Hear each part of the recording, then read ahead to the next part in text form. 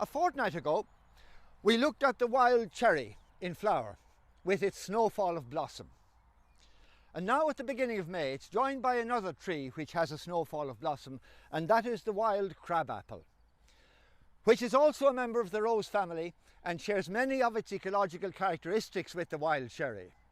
It too was originally a smaller forest tree growing in the shadow of taller, more dominant trees, and it had to flower in spring or early summer before the other trees get their green canopy and prevent pollinating insects from seeing the tree from afar. Today it's at its most magnificent in old hedgerows, where it can flower freely and more accessibly, and this is a marvellous example. The flowers look more or less the same as wild cherry, don't they? A bit bigger and fuller maybe, but there are more significant differences.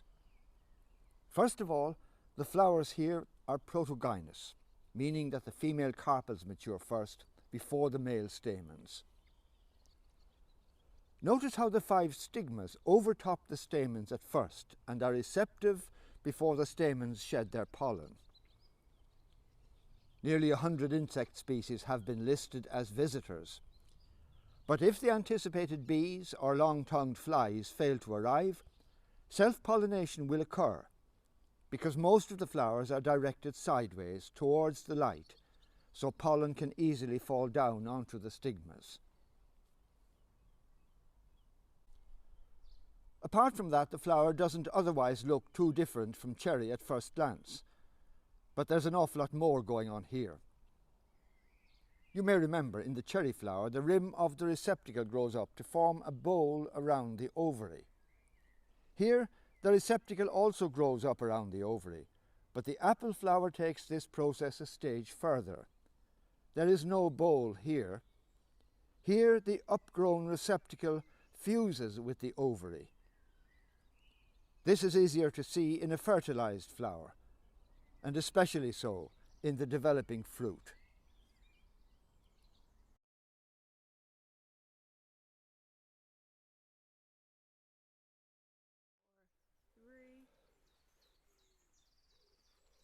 The early Irish tree list opens for us a window on a vanished Gaelic world whose evaluation of trees was essentially practical, governed by the needs of a society that was or needed to be self-sufficient, and informed by a deep understanding of the many uses that the different species of trees could be used for. So it's rather surprising at first sight to find apple in the company of such mighty forest giants as yew and oak. But almost certainly it's not the native crab apple with its small sour fruits that is in question here. Cultivated apples had arrived in Ireland long before the Brehon laws were promulgated and written down, and was highly valued not only for its fruit, which was just about the only fruit cultivated in those days, but also for the summer heralding beauty of its flowers.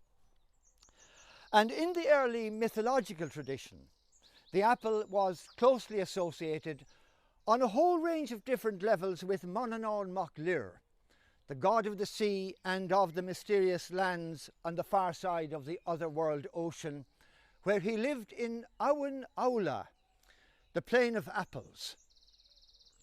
There's a poem in Gaelic where the one feature singled out to show the preeminence of his abode above that of all others was its apples. Raquev oscion gach dúnab, nabuma creav Fiona. Fair is his wrath above all other wraths, because in it is great abundance of apple trees.